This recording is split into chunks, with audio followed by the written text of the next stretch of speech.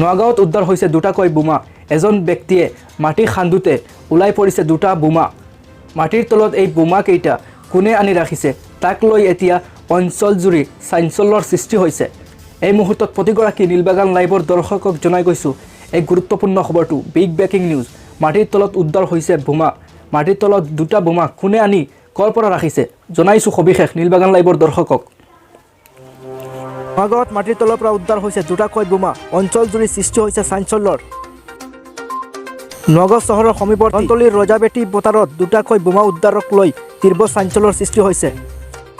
জানিব পৰা মতে স্থানীয় জিতুমণি বৰা নামৰ এগৰাকী কৃষকে কুঁহিয়াৰ খেতি কৰিবৰ বাবে পথাৰত গাঁত খান্দোতেই পলিথিনেৰে মেৰিয়াই থোৱা অৱস্থাত দুটাকৈ সন্দেহজনক বোমা প্ৰত্যক্ষ কৰে।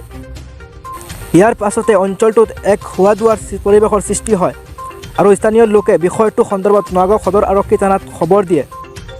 ৰাইজৰ খবৰৰ ভিত্তিত নোয়াগাঁও সদৰ আৰক্ষীৰ ভাৰপ্ৰাপ্ত বিষয়া মনোজ ৰাজবংশীৰ নেতৃত্বত যোৱা আৰক্ষীৰ এটা দল ঘটনাস্থলীত উপস্থিত হৈ ঘটনা সন্দৰ্ভত তদন্ত আৰম্ভ কৰে। ইয়াৰ পিছতে নোয়াগাঁৱৰ অতিৰিক্ত আৰক্ষী অধীক্ষক ৰূপম হাজৰিকা ঘটনাস্থলীত উপস্থিত হয়।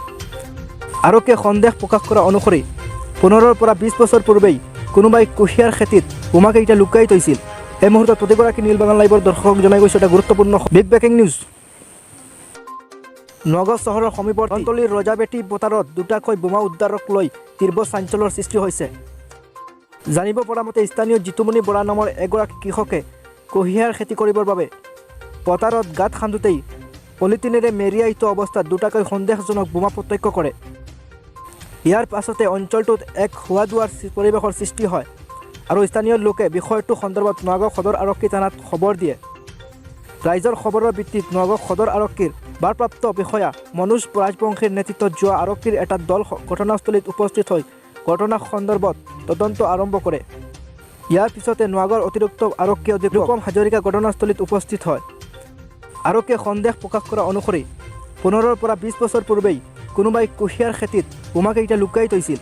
এই মুহূৰ্তত প্ৰতিগৰাকী নীলবাগান লাইভৰ দৰ্শকক জনাই গৈছোঁ এটা গুৰুত্বপূৰ্ণ বিগ ব্ৰেকিং নিউজ।